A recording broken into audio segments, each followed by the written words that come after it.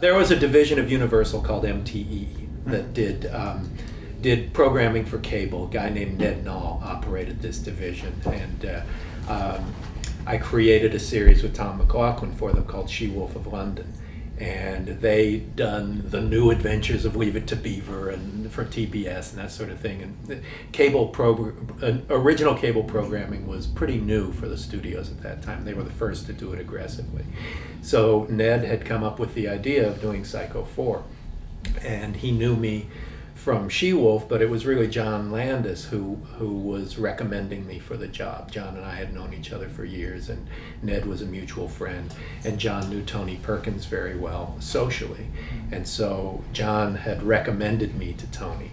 And when they were looking for a director, Tony wanted to direct the film. And he had done number 3, which was not successful at all, so the studio was not really interested in him directing it.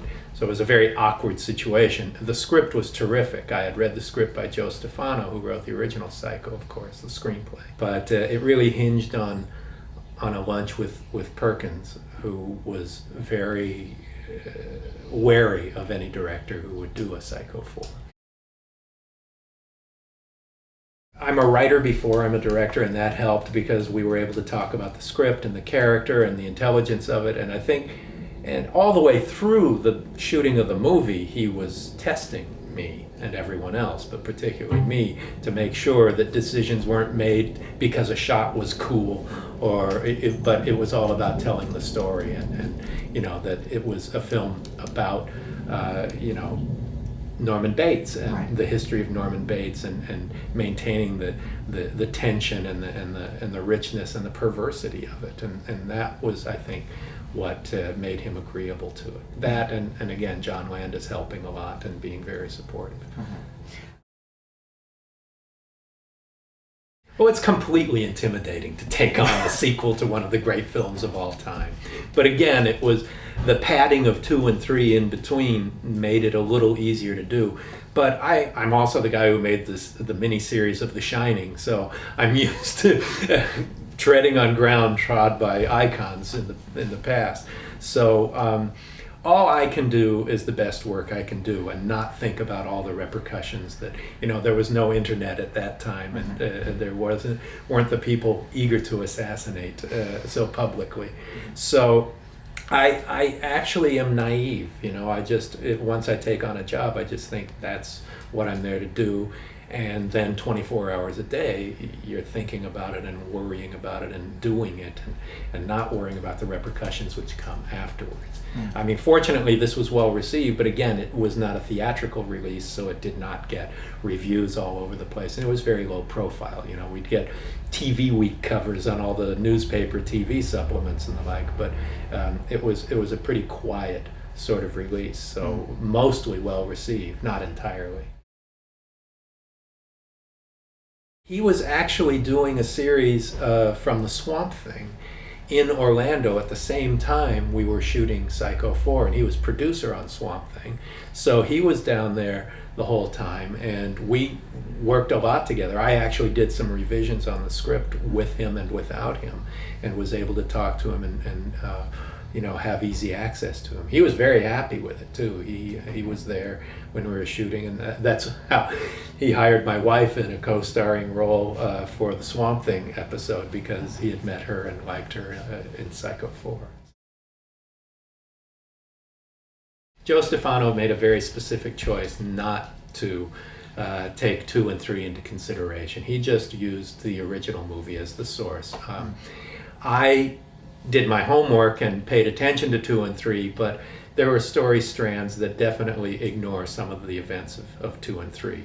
So it really is more of a direct prequel sequel to Psycho than it was to do with the first or second sequels. Well, Warren Frost is Mark Frost's father, Mark Frost, the writer-producer, who created Twin Peaks with David Lynch and all. And Warren, because Joe Stefano had written the original screenplay and wrote the screenplay for Psycho 4 as well, there are all kinds of links that made more sense to him than anybody else involved, right. Including Hilton Green and myself. But Warren... Warren Frost was just an actor who we read in LA before we went, and he was just so perfect. He ain't Simon Oakland, you know, but the character is the same character. Physically, they're very different types, but I like that age-wise, he could have been the same character that Simon Oakland played. So there are tons of little nods in there that, you know, visual and otherwise, that were laid in by Joe primarily, some of them by myself and some by Tony Perkins. You know, it was a group effort, and there's, you know, some of the amazing things we were able to do is most of the set pieces were imported from LA. The bed, Mother's bed, is the same bed from the original Psycho. It had been insured for $100,000 before that, and being trucked across the country to Orlando, Florida. And a lot of the set pieces were the same set pieces. We made up the candy corn bags from the same master that they had used in the 1960 Psycho. You know? Wow. And that's a detail that's barely even noticeable. It's kind of out of the frame where he's remembering one of the flashbacks and eating candy corn, and it's from the same bag, same size and everything. I can't imagine why anyone would not use the greatest iconic imagery from Psycho in its sequels. I was astounded to find that I was the first one who wanted to use the Psycho score. I thought that there were rights issues, it would be too expensive, but it was that the previous filmmakers had not wanted to use the Psycho music. Well, I think that music is the greatest shortcut to tension and suspense that there is.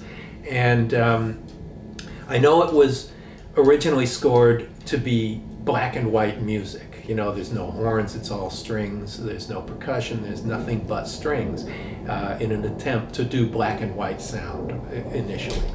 And visually I wanted to take, since we were a color movie and a different movie, I wanted to take an almost reverse approach to it and really use heightened primary colors. And blood is red, red, red, and the fireworks and the exaggeration of the lights from the sky and all are very primary: blue, yellow, green, red, and so that would be the counterpoint to the black and white imagery.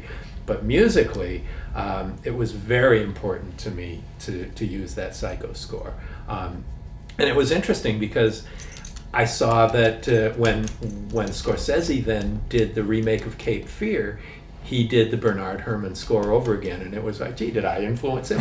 And then there's a scene in Goodfellas that's very much lit like the scene with the car going down, the murder of where the car goes into the marsh and the like, where all the scene takes place with the exaggerated red light of the brake lights on that car. And there's a scene in Goodfellas that's shot almost shot for shot that way and lit in the same way. I wonder if Marty Scorsese saw Psycho 4. Because my first produced script was an episode of Amazing Stories that Scorsese directed. Wow. So, you know, it was gee, maybe he paid attention. I don't know. Wouldn't that be nice? The title sequence was not scripted. That was something that I devised, you know, playing Saul Bass, I guess. But it was, I just thought it would be very jarring to take iconic moments that crop up through the story, through the film of Psycho 4, and just make them very jarring and off kilter and you know, jolts in black and silence, and just bang you with them. And I thought it was very effective, and also inexpensive. We had no money to hire someone to shoot a title sequence like a Saul Bass or someone. And so we just did it on our own. Anytime we'd be in the middle of a scene that I think would be helpful for the title sequence, I would, you know, pull aside for just a moment and grab something that would make an arresting image like that. And then we actually hired a baker, a woman who would come in and dress the cake for that scene. So it was not a prop person doing that. It was a real Orlando, Florida-based baker. It was like the perfect icing. Exactly, yeah. So that's why it's so well done. It's not a movie person. It's a real baker.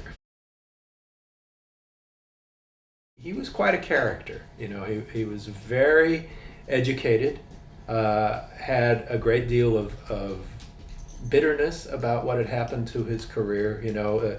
Psycho was the best thing and the worst thing to happen to him. Before Psycho, he had done all of these movies where he was the charming young lead. He had a hit record out, 45 in those days. And Psycho kind of put an end to all of that leading man stuff and made him the weirdo, made him a guy in low-budget horror movies and the creepy guy, which is not fair. I mean, this is a guy who comes from a long line of great actors, and his grandfather Osgood Perkins, who his son is named after, was a great actor of the Broadway stage, and so he was a very complex guy.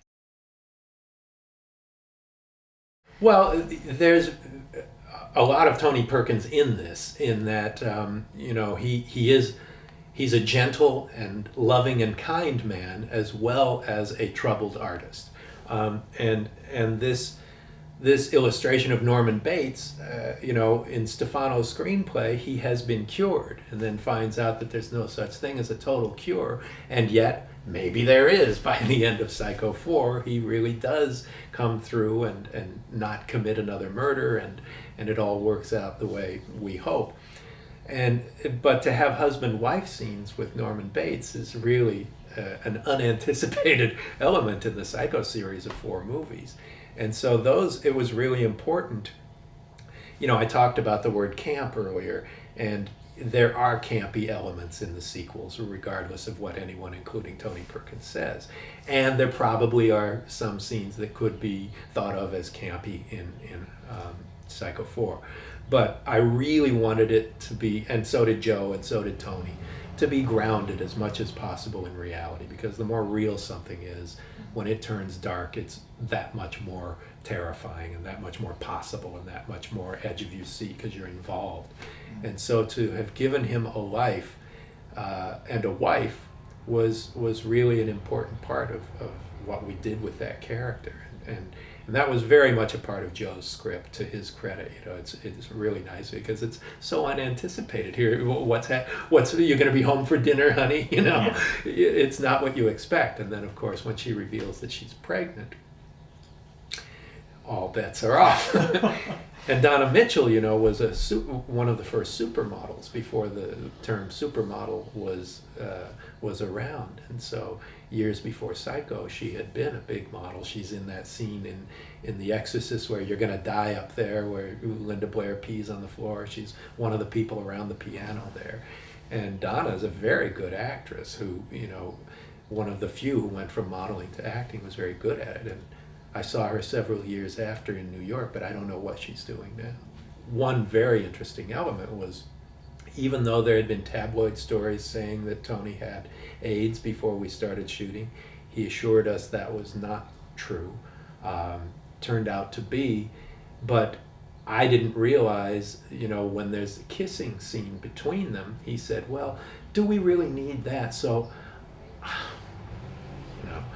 what I didn't realize was that he was concerned about thoughts about passing that virus. But nobody thought about it at the time, and nobody knew at that time that that's not how that virus was passed. Well, most people knew at that time, but several people were uncomfortable with that. So that was an element to that. Yeah, we talked about flashbacks in black and white. It might have even been written that way. I'm not sure if it was in the script that way. But it just seemed an obvious way to go, particularly because Psycho was in black and white. There was a very specific attempt to visually make it not like Psycho. To use long lens and wide lens and mix those, even though you can't get away from it. You're doing a certain kind of film, particularly a Psycho film. There are going to be ways that you shoot a film that, he invented the language of cinema. Hitchcock did. Suspense cinema in particular, he helped invent. So there are tropes that you can't avoid using. But I made a very conscious decision not to do the flashbacks in black and white. I just, at that time in particular, it had been done a lot, and it would just be one more similarity to the original, which I didn't want to do. Cynthia wanted to play the alien in Critters 2. It was not a very well-designed makeup experience for her, because later on she went and was the corpse in the woman in room 217 in The Shining. But no, it's really great to be able to cast her in something, especially when you're out of town shooting. This was in Orlando, and it was a part, I knew I wanted her to play something, and that was really fun for her because John Landis is a friend, and she had scenes with John and all. So it was really important for us to be able to find something for her, and there weren't a whole lot of roles available in that movie, and that was the best one. It wasn't Landis's idea to put him in the movie. It was definitely mine, not only as a thank you, because John and I have been friends since 1977 when he was prepping Animal House in the office next door to where I was the receptionist for the first Star Wars movie. I answered phones for the original Star Wars and operated R2-D2 back then. So that's where John and I first met. And so he had also helped me get my first directing job ever, which was a Disney Sunday movie after I'd been writing on Amazing Stories. John recommended me to Jeffrey Katzenberg, who hired me to do one of those and gave me the opportunity. He said, if John Landis is executive producer in case you fuck up. And so John was my executive producer on the first thing I ever directed. And so now I'm the executive producer on the last thing he directed, so, on Masters of Horror. But John's a really good guy and a really funny and talented actor. And so he does a lot of cameos here and there, but that was a perfect one for him. Yeah. Let him play the asshole radio producer. And, you know, he had an office next to Hitchcock on the Universal lot for years. So there was that tie as well. He knew Hitchcock. I'd heard that. I never asked Joe Stefano if that reference on the radio show was to Ed Gein or not, but I always assumed it was. It could just be coincidence, but I'm guessing that that was intended for.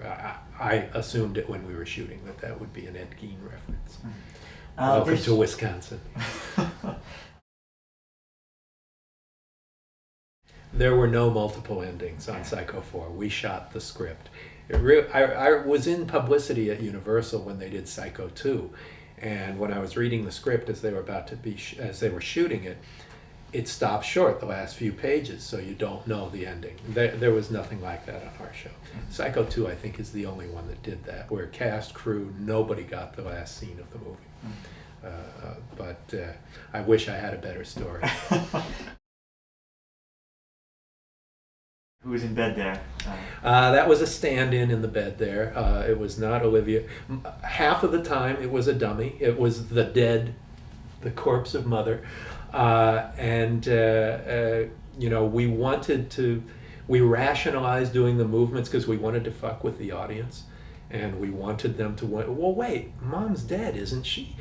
We're not sure. And then the reveal that she is indeed dead. I thought I saw her move there. Well, you did, and that was intentional.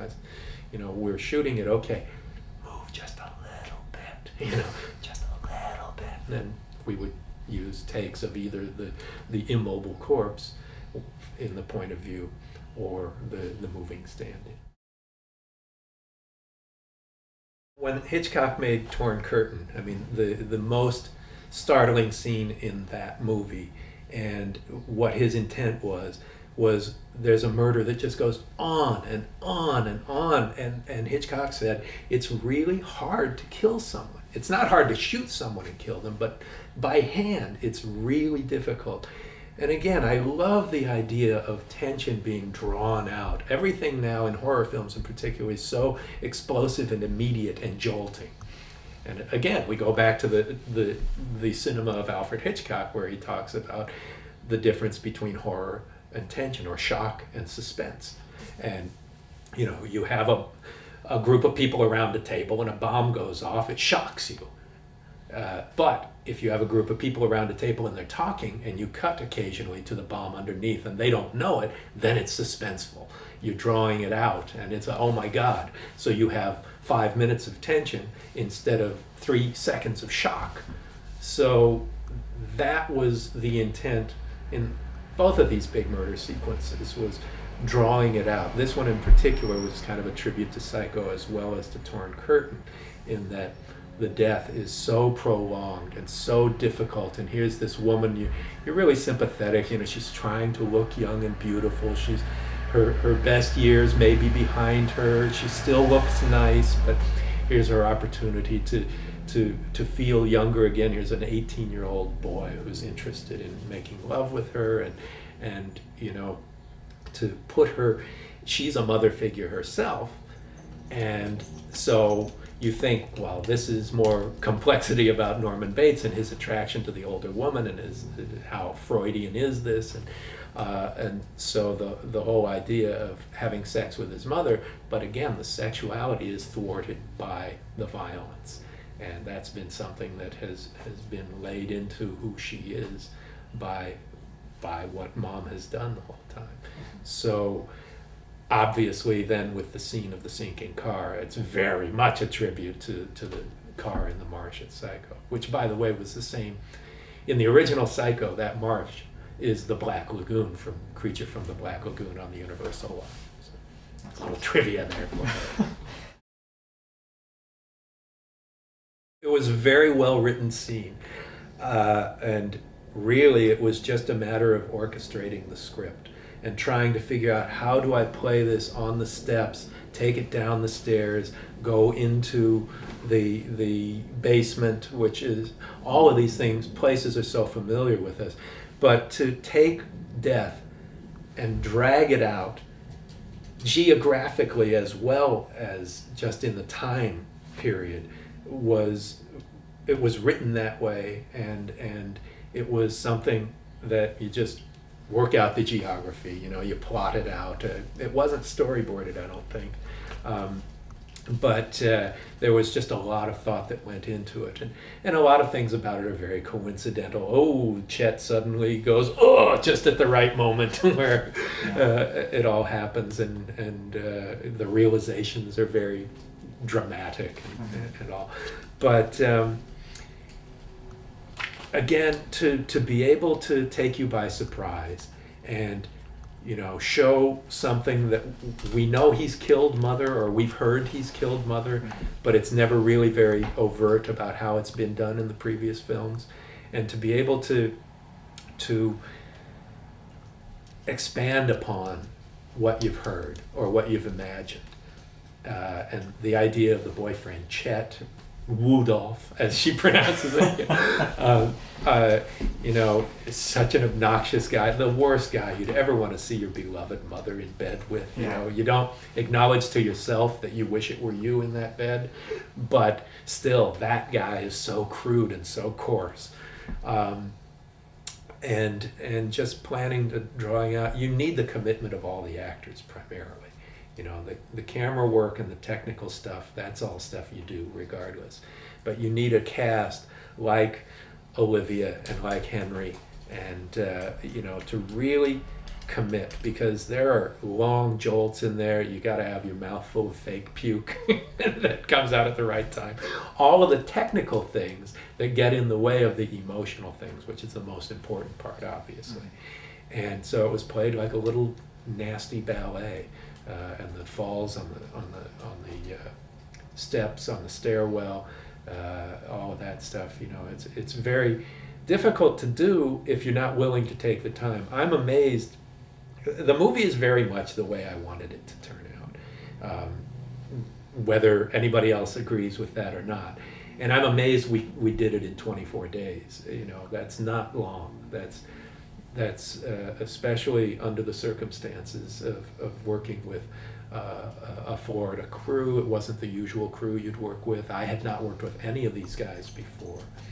And except my first assistant director, Jerry Ketchum, had worked on Amazing Stories, and that's where I met him, and so he did Critters 2 for me as well. But yeah, it really was like a ballet. You know, all of the murder sequences, those are the ones that are time consuming, because you want to take the audience to a place that not only jolts them, but does it in a way that's not too familiar with them. You have expectations, and you want to thwart and exceed the expectations rather than disappoint. And I miss long, drawn-out murder scenes. There's not nearly enough of them, including in my own work lately. I remember extremely well the first time I saw Psycho. I saw it in its original release, although in those days it took like a year and a half to play out in theaters. I saw it in a drive-in theater with my mother, father, and brother, 2 brothers and sister.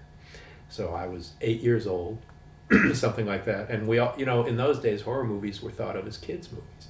Nobody thought adults only for Psycho, because there's a lot of humor to it as well, although it wasn't sold that way.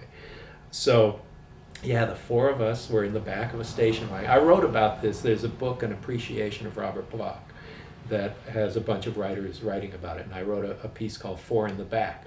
And it's about us going to the drive-in and seeing Psycho for the first time in 1960 or 61, I guess.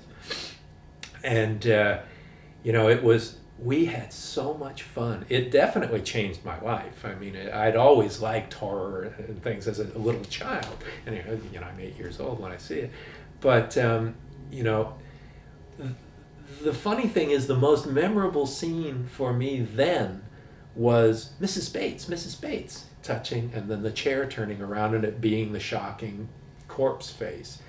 And that was the scene that stuck with me more than any other, more than the bathtub scene, more than, because it's the most obvious physical jolt for a child. It takes a little more sophistication to understand a lot more about what's going on in the rest of the film. But we used to always tease my little sister from then on for years. Mrs. Bates, don't make it, it was all that. So yeah, it definitely, it led the course to the rest of my life. What amazed me about Psycho 2 was that it was good. How could it possibly be so? You've got this young Australian director who's not all that well established. He'd made a couple of films before that. Very talented guy, Richard Franklin. And a script from a former actor, and it turned out to be much better than anybody expected. I saw it when it came out. I was working at Universal when it came out doing publicity. And I was thrilled with it. I really thought it was good. Is it a timeless classic like the original Psycho? Well, that's just not possible. Psycho was the first of its kind and will always be iconic and will always be something. There'll never be another Beatles. There'll never be another Psycho.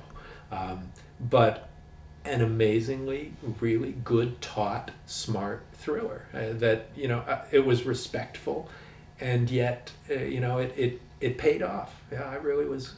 I liked it a lot. I did not see that ending coming. And I don't like to guess surprise endings. And when I do, it always really disappoints me that I did, because I'm an audience. I'm not writing this thing, and I just want to go on the ride. And it took me by surprise. I did not expect it.